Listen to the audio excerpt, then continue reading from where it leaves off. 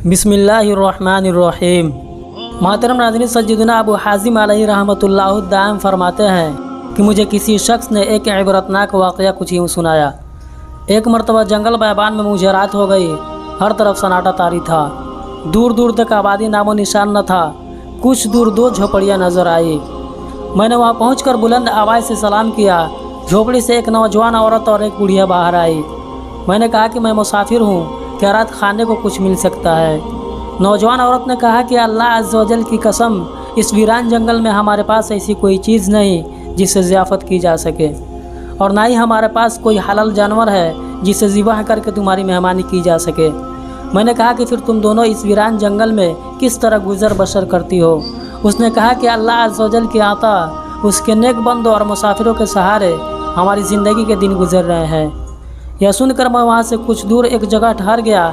जब आधी रात गुजर गई तो अचानक एक सिम से गधे की चीखने की आवाज़ें आने लगी। खुदा अज़्ज़ व जल की कसम, सुबह तक वह आवाज़ मुझे सुनाई देती रही। नींद मुझसे कोसों दूर थी। मैंने वो रात जाग कर गुजारी। सुबह होते ही मैं उस सिम चल दिया जहाँ से वो आवाज़ें आ रही थी। वहाँ पहुँचा तो एक अजीब व गरीब मंजर देखकर मैं हैरान रह गया। वहाँ एक कब्र थी जिसमें एक गधा गर्दन तक दफन था। उसके सर और पीठ से मिट्टी हट चुकी थी। उस भयानक मंजर को देखकर मुझ पर कपकपी तारी हो गई। मैं वहाँ से वापस आ गया और उन दोनों औरतों के पास पहुंचकर गधे और कब्र के मुतालिक पूछा। उन्होंने कहा कि अगर तुम इसके मुतालिक ना पूछो तो क्या हर्ज है?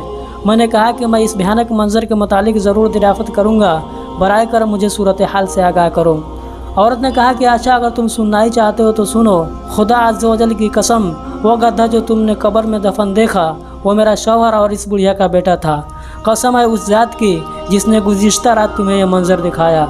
मेरा यह शौहर अपनी माँ का बहुत ज़्यादा नाफरमान था। मैंने इससे ज़्यादा माँ का नाफरमान दुनिया में कोई न देखा। जब भी उसकी माँ उसे किसी बुरी बात से मना करती तो उसे उसी तरह बदकलामी करता और कहता, दफ़ा हो जा, क्या गद्दी की तरह चीखो पुकार कर रही है, जा, मुझे तेरी बात नहीं सुननी। आखिरकार दुखियारी माँ ने तंग आकर कहा, अल्लाह तुझे गधे की तरह बना दे। जब यह नाफरमान मर गया तो हमने उसे दफना दिया। उस पाक परवरदिगार अज़्ज़ व जल की कसम, जिसने हमें इस वीरान जंगल का मक्कीन बनाया। जिस दिन हमने उसे दफनाया उसी दिन से यह गधे का शक्ल अख्तियार किया।